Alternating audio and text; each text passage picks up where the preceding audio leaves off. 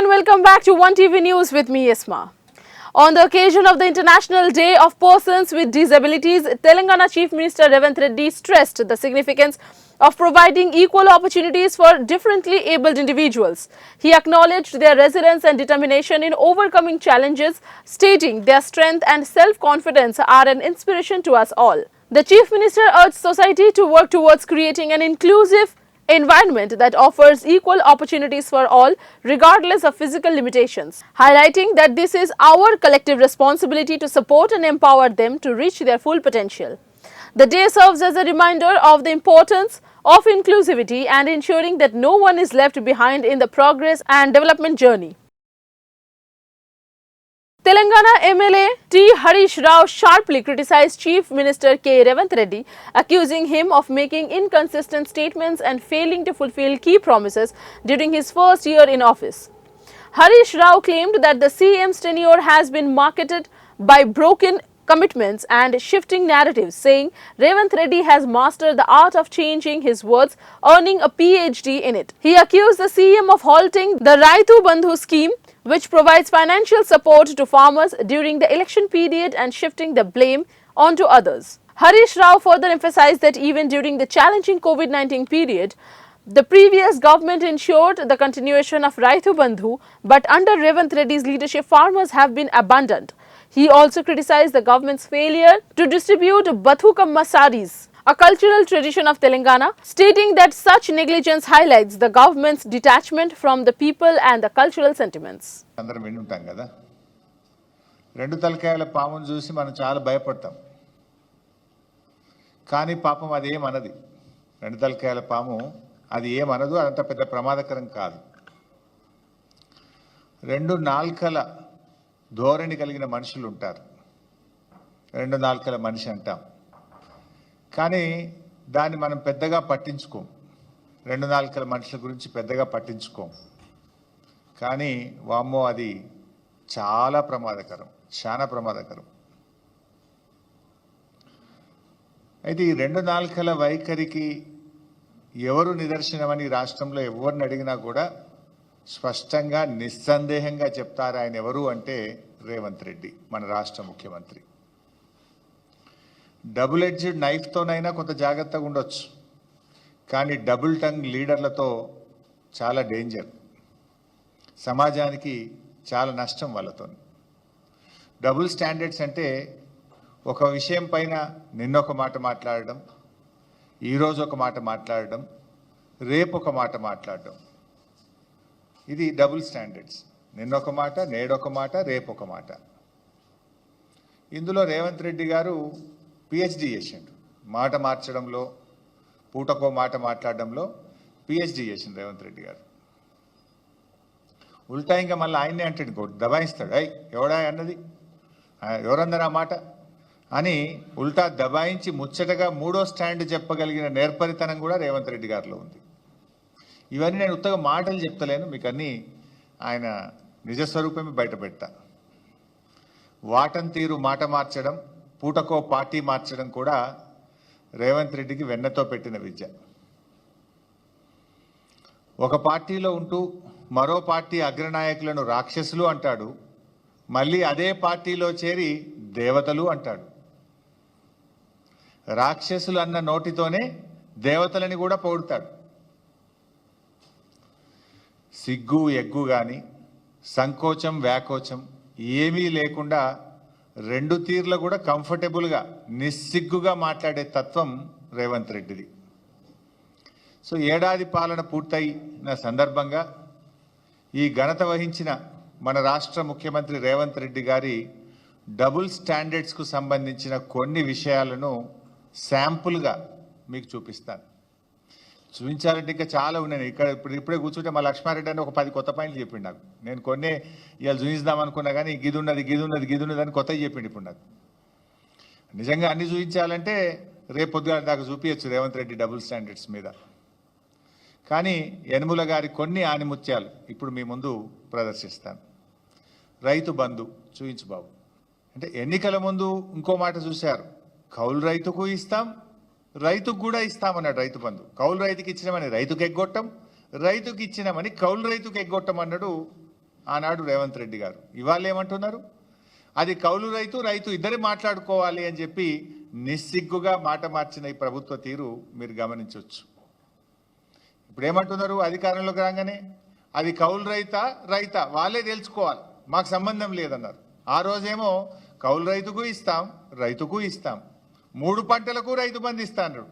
నిన్న మాట్లాడుతుండు సిగ్గు లేకుండా ముఖ్యమంత్రి. ఏం మాట్లాడుతుండే నిన్న? గత ప్రభుత్వం అట యాసంగి పంటలో రైతు బంధు ఎగ్గొట్టిందట. రైతు బంధు డబ్బులు ఇవ్వడానికి మేము జమ చేసి ప్రకటన కూడా చేస్తే ఎలక్షన్ కమిషన్ కంప్లైంట్ ఇచ్చింది మీరు, రైతు బంధును ఆపింది మీరు.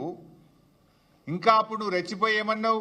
ఇప్పుడైతే 10,000 మేము వస్తే 15,000 రైతు బంధు వేస్తా అని ఎన్నికల్లో ప్రచారం చేసినావు. డిసెంబర్ 7వ తారీఖు నాడు నువ్వు ముఖ్యమంత్రిగా బాధ్యత తీసుకున్నావు. నాట్లు ఎప్పుడు పడతాయి తెలంగాణలో? డిసెంబర్ 7 తర్వాత 10 తర్వాత జనవరి దాకా పడుతుంటాయి నాట్లు. ఎప్పుడైనా డిసెంబర్, జనవరి, ఫిబ్రవరిలో రైతు బంధు వేసినాం. ఇప్పుడు నువ్వు ఎప్పుడు ఇస్తా అంటున్నావు రైతు బంధు? జనవరి 17వ తారీఖు తర్వాత రైతు బంధు ఇస్తా అంటున్నావు. డిసెంబర్ 7 నాడే నువ్వు ముఖ్యమంత్రి అయితివి, మరి నువ్వు ఇవ్వాలి కదా రైతు బంధు. ఇప్పుడు జనవరి 17కి ఇస్తా అంటున్నావు. జనవరి 17కు డిసెంబర్ 7కు మధ్య తేడా 40 రోజులు. అంటే రైతు బంధు ఎగ్గొట్టింది రేవంత్ రెడ్డి, నిస్సిగ్గుగా గత ప్రభుత్వం ఎగ్గొట్టిందని చెప్పగలిగిన నేర్పరితనం కూడా రేవంత్ రెడ్డిలో ఉంది. అంటే దొంగే దొంగ అన్నట్టు ఈయన ఎగ్గొట్టింది రేవంత్ రెడ్డి, రైతు బంధును ఆపింది రేవంత్ రెడ్డి, కేసీఆర్ ఎగ్గొట్టిండు, బీఆర్ఎస్ ప్రభుత్వం ఎగ్గొట్టిందని ఉల్టా చోర్ కోత్వాల్కు డాంటే అనే విధంగా మాట్లాడిండు. కరోనా వరుస 2 సంవత్సరాలు కరోనా వస్తే కూడా క్రమం తప్పకుండా 11 విడతల్లో 72,000 కోట్లు ఇచ్చింది కేసీఆర్ కదా. రైతు బంధు, రైతు బీమా కలిపితే 82,000 కోట్లు రైతులకు నేరుగా లబ్ధి చేకూర్చిన నాయకుడు కేసీఆర్, నిజమైన రైతు బంధువు కేసీఆర్. నువ్వు అవి ఆపుకుంటా కొర్రీలు పెట్టి అంత కొడితే 20,000 కోట్లు ఇచ్చినావు. ఇంకా 11,000 కోట్ల రుణమాఫీ ఉన్నది. నువ్వు ఇచ్చిన 20,000 కోట్లు కేసీఆర్ గారు ఒక్క రైతు బంధు, రైతు బీమాకి ఇచ్చిన డబ్బు 82,000 కోట్లు. అంటే నీకంటే 4 రెట్లు అధికంగా ఇచ్చిండు కేసీఆర్ గారు. ఈ రకంగా రైతు In a strong response to the ongoing farmers' protests, the Noida police detained more than 700 farmers at Dalit Prerna Asthal and shifted them to an unknown location. A heavy police presence have been deployed at the site, with the park being cleared. This action came after thousands of farmers who had initially protested on the Dadri-Noida link road on Monday moved to the park. The farmers raised slogans against the government, demanding their issues be addressed. They have given the government a 7-day ultimatum to meet their demands, or they will continue their protest.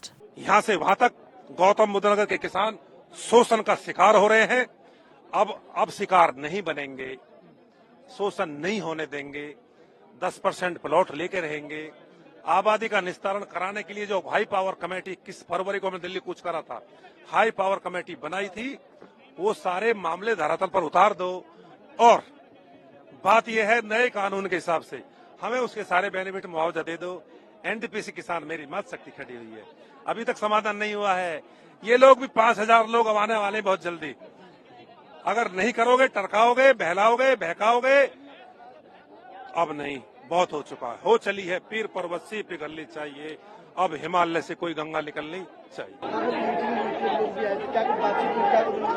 बातचीत इतनी हुई है, 7 दिन के अंदर वो सचिव स्तर की वार्ता करा के हमारी समस्या का समाधान करेंगे। तब तक हम दलित प्रेरणा स्थल पर रहेंगे, आगे कुछ नहीं करेंगे, पीछे भी नहीं हटेंगे।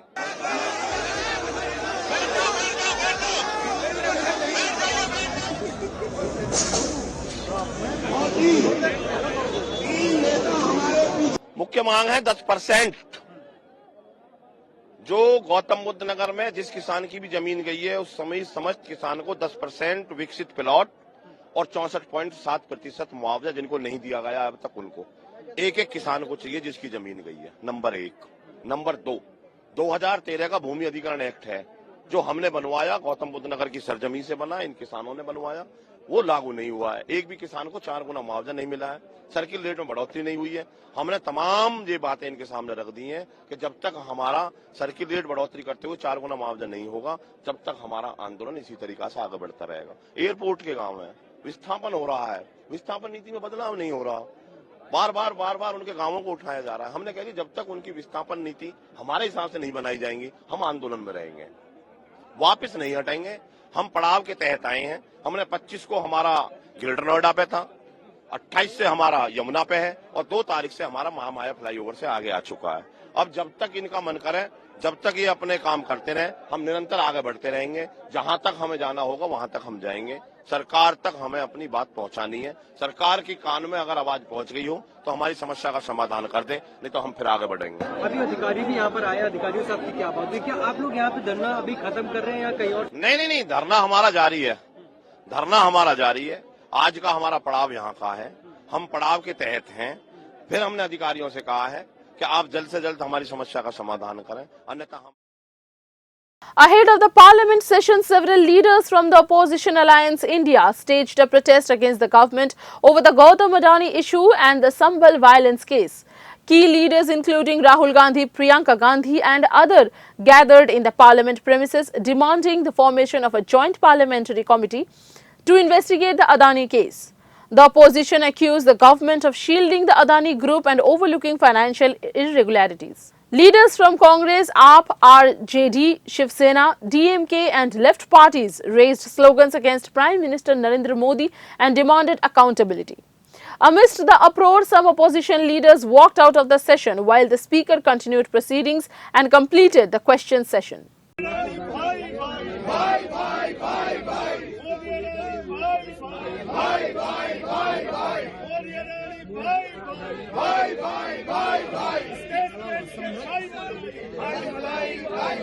भ्रष्टाचार की जांच करो, जेपीसी से जांच कराओ, अदानी के भ्रष्टाचार की जांच करो, जेपीसी से जांच करो, प्रधानमंत्री सदन में आओ। On Monday, the Congress party clarified its position on the Places of Worship Act 1991, emphasizing that the law must be strictly adhered to. The party also criticized former Chief Justice of India D.Y. Chandrachud's remarks, claiming they had opened the door for unnecessary controversies. Congress General Secretary Jairam Ramesh stressed the importance of following the act while expressing concern over Chandrachud's comments from 2.5 years ago. Ramesh also highlighted recent disputes, including those involving a mosque in Sambhal and the claims regarding the Dargah of Sufi Saint Khwaja Moinuddin. In a statement to the Lok Sabha, India's Foreign Minister S. Jaishankar provided an update on India-China relations and the ongoing border dispute. He highlighted that efforts are being made to restore peace, with the situation having been abnormal since April 2020.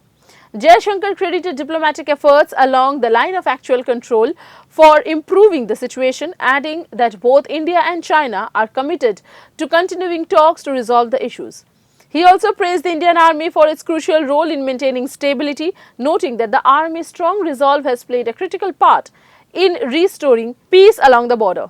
The House is aware that our ties have been abnormal since 2020, when peace and tranquility in the border areas were disturbed as a result of Chinese actions. Recent developments that reflect our continuous diplomatic engagement since then have set our ties in the direction of some improvement. The House is cognizant of the fact that China is an illegal occupation of 38,000 square kilometers of Indian territory in Aksai Chin as a result of the 1962 conflicts and the event that preceded it. Furthermore, Pakistan illegally ceded 5,180 square kilometers of Indian territory to China in 1963, which has been under its occupation since 1948. India and China have held talks for multiple decades to resolve the boundary issue. While there is a line of actual control, LAC, it does not have a common understanding in some areas. We remain committed to engaging with China through bilateral discussions to arrive at a fair, reasonable, and mutually acceptable framework for a boundary settlement.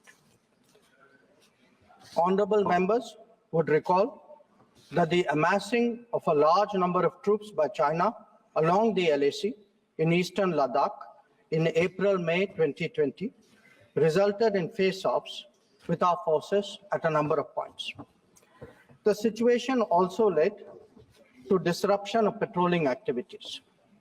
It is to the credit of our armed forces that despite logistical challenges and the then prevailing COVID situation, they were able to counter-deploy rapidly and effectively. Honorable Speaker, sir, the House is well aware of the circumstances leading to the violent clashes in Galwan Valley in June 2020. In the months thereafter, we were addressing a situation that had not only seen fatalities for the first time in 45 years, but also a turn of events serious enough for heavy weaponry to be deployed in close proximity to the LAC. While a determined counter-deployment of adequate capability was the government's immediate response, there was also the imperative of a diplomatic effort to diffuse these heightened tensions and restore peace and tranquility. Honorable Speaker, sir, the contemporary phase of our ties with China dates back to 1988, when there was a clear understanding that the Sino-Indian boundary question will be settled through peaceful and friendly consultations. In 1991, the two sides agreed to maintain peace and tranquility in the areas along the LAC, pending a final settlement of the boundary question. Thereafter, in 1993, an agreement was reached on the maintenance of peace and tranquility. Subsequently, in 1996, India and China agreed on confidence-building measures in the military field. In 2003, we finalized a declaration of principles of our relations and comprehensive cooperation, which included the appointment of special representatives. In 2005, a protocol was formulated on modalities for the implementation of confidence-building measures along the LAC. At the same time, the political parameters and guiding principles for the settlement of the boundary question was agreed to.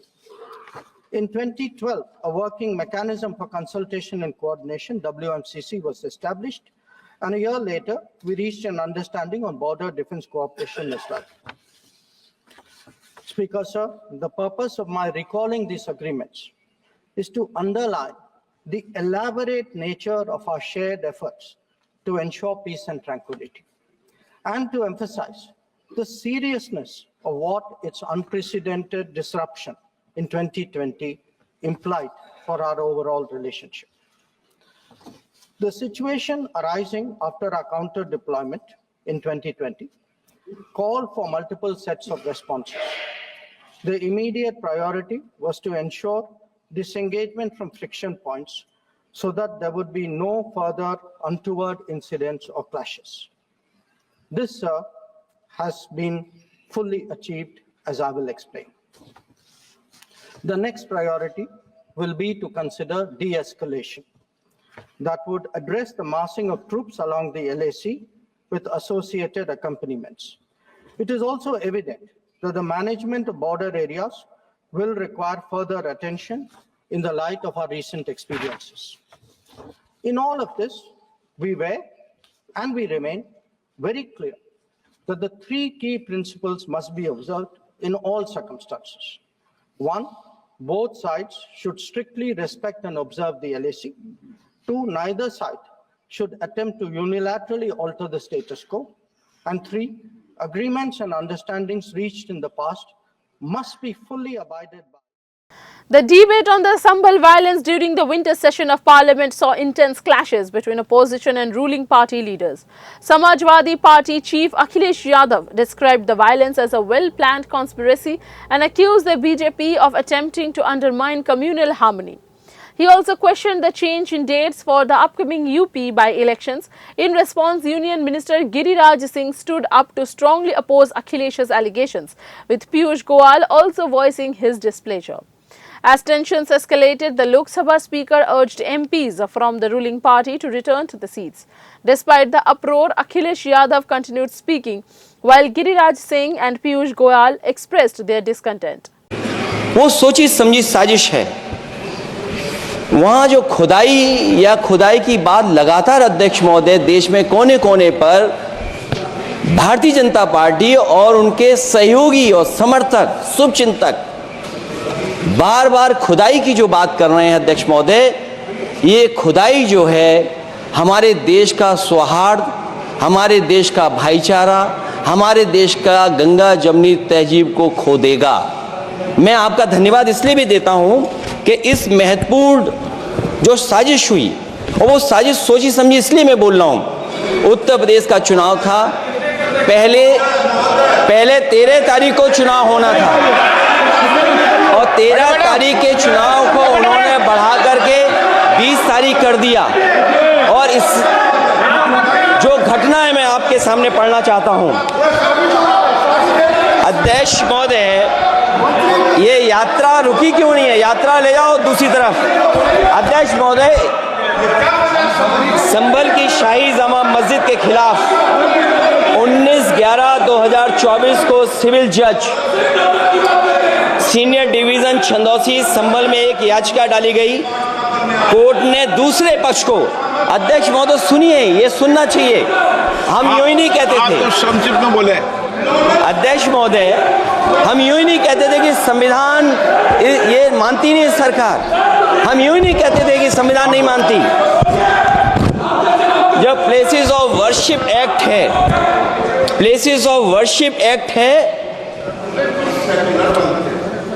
हम बनते तो बहुत कुछ हैं। संभल के शाही जामा मस्जिद के खिलाफ 19/11/2024 को सिविल जज सीनियर डिवीजन चंदौसी संभल में एक याचिका डाली गई। कोर्ट ने दूसरे पक्ष को सुने बगैर उसी दिन 19/11/2024 को सर्वे के आदेश दे दिए। ताज्जुब की बात है, संभल के जिलाधिकारी संभल और पुलिस अधीक्षक संभल आदेश को पढ़े बगैर 2 घंटे के बाद सर्वे के लिए पुलिस बल के साथ शाही जामा मस्जिद पहुंच गए।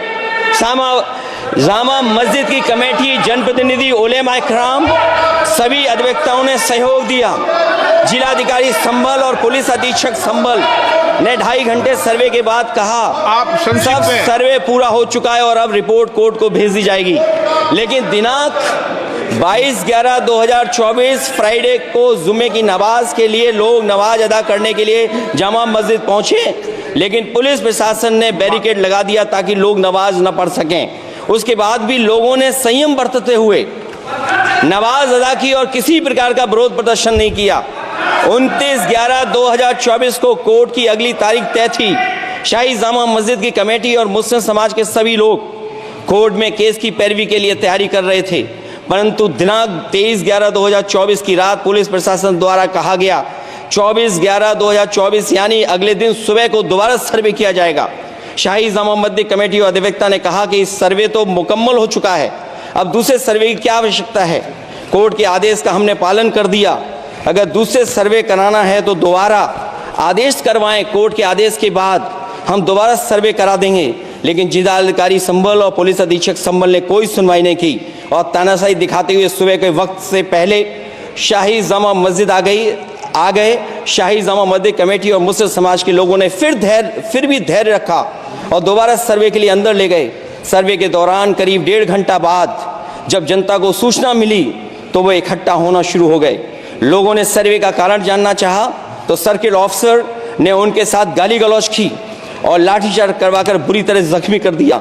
इसका विरोध करते हुए चंद लोगों ने पत्थर चलाए, जिसके बदले में पुलिस के सिपाही से लेकर के अधिकारियों तक ने अपने सरकारी और प्राइवेट हथियारों से गोलियां चलाईं, जिसका वीडियो रिकॉर्डिंग है, जिसके एवज में दर्जन लोग गोलियों से घायल हो गए हैं। 5 मासूमों जो कि अपने घर से सामान लेने के निकले थे, उनकी मृत्यु हो गई। संभल का माहौल बिगाड़ने में संभल का माहौल बिगाड़ने में याचिका दायर करने वाले लोगों के साथ पुलिस और प्रशासन के लोग जिम्मेदार हैं। इनको निलंबित किया जाना चाहिए और हत्या का मुकदमा चलाया जाना चाहिए, जिससे कि लोगों को इंसाफ मिल सके और आने वाले समय में कोई इस प्रकार की संविधान के खिलाफ और गैर गैर कानूनी घटना को अंजाम न दिया जा सके। अध्यक्ष महोदय, ये लड़ाई दिल्ली और लखनऊ की है। नो प्लीज कभी दिल्ली पहुंचे थे जिस रास्ते, वही लखनऊ वाले उसी रास्ते पहुंचना चाहते हैं। उज्जर रमन सिंह जी 2 मिनट बोल रहे, आप 1 मिनट बोल रहे हैं। हो गया विषय आपका अखिलेश जी विषय हो गया आपका। अखिलेश जी विषय हो गया आपका।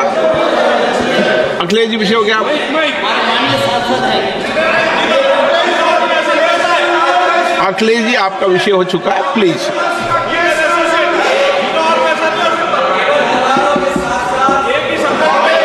आप नो, जल्दी आप बोलना चाहते हैं, प्लीज नो, चलिए। हो गया उनका विषय, उन्होंने पूरा विषय रख दिया। उज्जवल निगम जी, हो गया आपका विषय, आपने सारी मांग रख दी। माननीय अध्यक्ष जी, संभल को इंसाफ और न्याय चाहिए, संभल को इंसाफ और न्याय चाहिए। वहां अभी से नहीं, सदियों पुराना भाईचारा हजारों साल से इसी तरह रहते आए हैं। लेकिन अचानक ये जो घटना हुई है, ये सोची समझी रणनीति के तहत वेल प्लान्ड हुआ है और वहां के भाईचारे को गोली मारने का काम हुआ है। जो घटना हुई है वो सोची समझी साजिश है। वहां जो खुदाई की बात लगातार अध्यक्ष महोदय देश में कोने कोने पर भारतीय जनता पार्टी और उनके सहयोगी और समर्थक शुभचिंतक बार बार खुदाई की जो बात कर रहे हैं अध्यक्ष महोदय, ये खुदाई जो है हमारे देश का सौहार्द, हमारे देश का भाईचारा, हमारे देश का गंगा जमनी तहजीब को खो देगा। मैं आपका धन्यवाद इसलिए भी देता हूं कि इस महत्वपूर्ण Ahead of his inauguration, America's newly elected President Donald Trump has started assembling his team, selecting Masad Bowles as senior advisor for Arab and Middle East affairs. Bowles, who is the father-in-law of Trump's daughter, Tiffany, had previously engaged with Arab Muslims and Muslim leaders during Trump's election campaign. This appointment underscores Trump's strategy of placing close family members and associates in key positions within his administration. That's all for today. Stay connected for more updates. Thank you.